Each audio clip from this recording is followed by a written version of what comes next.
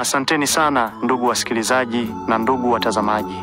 Karibuni sana katika simulizi yetu ambayo inakusanya uzuri na uchungu, hadithi itakayowasitisha na kuwagusa nyoyo zenu kwa majozi.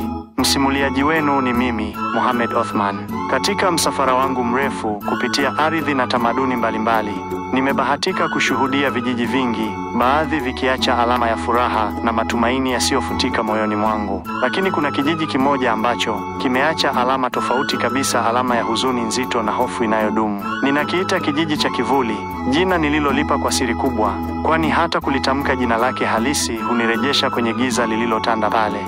Kijiji cha Kivuli kilikuwa kimejificha kwa ustadi ndani ya bonde lililozungukwa na safu ndefu na za ajabu za milima ya ukungu. Kutoka mbali kilionekana kama paradiso iliyopotea, kijani kibichi kilichokumbatiwa na ukungu mweupe. Na watu wake, katika sura ya kwanza, walionekana kuwa wakarimu na wenye amani, tabasamu zao zikichanganyika na hewa safi ya milima. Tulifika pale, mimi na msafara wangu mdogo wa wafanyabiashara, tukiongozwa na Hamza, mtu mwenye uzoefu wa njia za biashara za mbali na mwenye macho yanayochunguza kila kona ya dunia. Tulikuwa tumesikia kuhusu ufundi wa kipekee wa mikono uliokuwa unatoka katika kijiji hicho, kazi za sanaa zilizochonga kwa ustadi na kusimulia hadithi za kale. Tulitarajia kupata biashara nzuri, bidhaa adimu ambazo zingethaminiwa katika masoko ya mbali.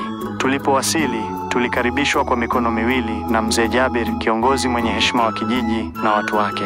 Walitupatia makazi mazuri na chakula kitamu kilichoandaliwa kwa ukarimu. Kwa siku chache za kwanza, maisha yalionekana kuwa ya kawaida, hata ya kupendeza. Tulifanya biashara kwa amani, tukivutiwa na ubunifu wa kazi zao za mikono. Lakini kadiri siku zilivyosonga mbele, tulianza kuhisi hali ya utulivu ikibadilika taratibu kuwa wasiwasi mzito. Ni kama vile anga zima la kijiji lilianza kufunikwa na wingu jeusi lisiloonekana.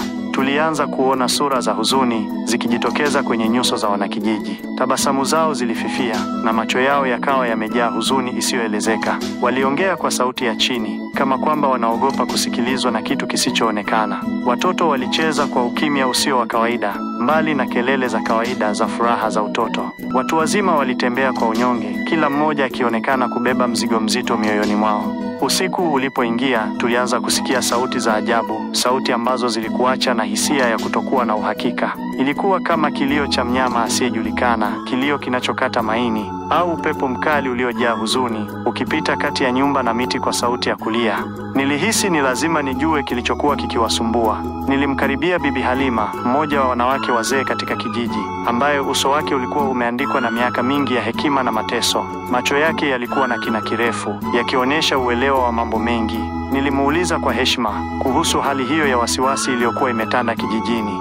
Mwanzoni alisita, akitazama pande zote kwa hofu, lakini baada ya kumhakikishia kwa unyenyekevu kuwa tuna nia njema na tunataka kusaidia ikiwezekana, alianza kunieleza kwa sauti ya chini, iliyojaa hofu inayosambaa kama baridi. Aliniambia kuhusu vivuli, viumbe visivyoonekana lakini vyenye nguvu za giza ambavyo vilikuwa vikiwatesa kwa muda mrefu. Walisemekana kuleta laana kwenye mazao yao, yakinyauka kabla ya kukomaa. Walisababisha mifugo wao wagonjwa na kufa kwa idadi kubwa, na hata kuwafanya watu wapotee bila kuacha habari zao, kama vile wamemezwa na ardhi. Bibi Halima alieleza jinsi walivyokuwa wakiishi kwa hofu kila siku, kila usiku ukiwa umejaa wasiwasi wa kile ambacho kingewapata. Hamza, kiongozi wetu mwenye busara, alijaribu kuzungumza na Mzee Jabir kuhusu masuala haya yanayotia wasiwasi. Lakini mzee, licha ya heshima yake, alionekana kukata tamaa. Alisema walikuwa wamejaribu kila njia inayowezekana kukabiliana na vivuli. Walikuwa wamewaita waganga mbalimbali kutoka mbali na karibu. Wamefanya tambiko za kale, wametoa sadaka, lakini hakuna kilichosaidia. Nguvu za giza zilionekana kuwa na nguvu zaidi kuliko juhudi zao zote.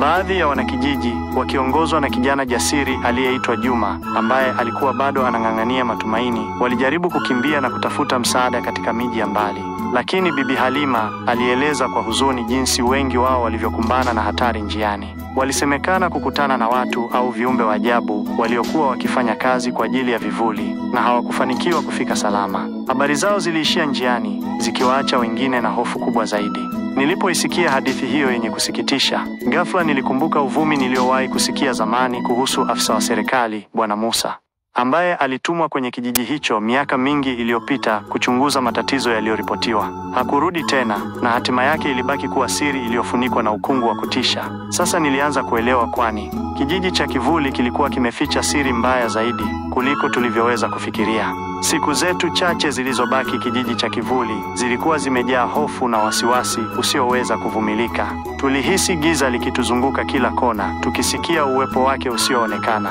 Tulijua hatukuweza kukaa pale kwa muda mrefu bila kuhatarisha usalama wetu. Tuliamua kuondoka mapema iwezekanavyo, kabla giza halijatumeza kabisa. Tulipokuwa tunajiandaa kuondoka, Mzee Jabir alitusihi kwa machozi usoni tusisahau kamwe yaliyotokea pale na tuwaeleze wengine kuhusu mateso yao. Alitusihi tuwe sauti yao kwa ulimwengu wa nje ili labda siku moja msaada ungewafikia. Tuliondoka kijiji cha Kivuli na mioyo mizito kama mawe. Tulipokuwa tunapanda kwa shida kutoka kwenye bonde lililofunikwa na ukungu, nilitazama nyuma kwa mara ya mwisho. Kijiji kilionekana kimetulia chini, kikiwa kimezikwa katika kimya cha kutisha. Lakini nilijua siri yake ya giza, huzuni iliyokuwa imewaganda kama barafu.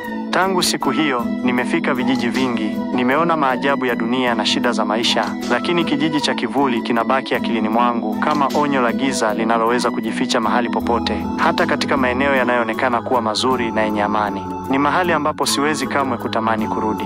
Ombi langu katika safari zangu ni kutembelea kila kijiji ninachokijua, kugundua hadithi zao, lakini si kijiji cha Kivuli. Kamwe tena sitaki kukanyaga ardhi ile iliyolaaniwa. Pia asanteni sana kwa kunisikiliza. Usisahau kulike, kusubscribe, kucomment na kushare. Utanipa nguvu sana nikuletee stories zenye ubora zaidi. Asanteni sana.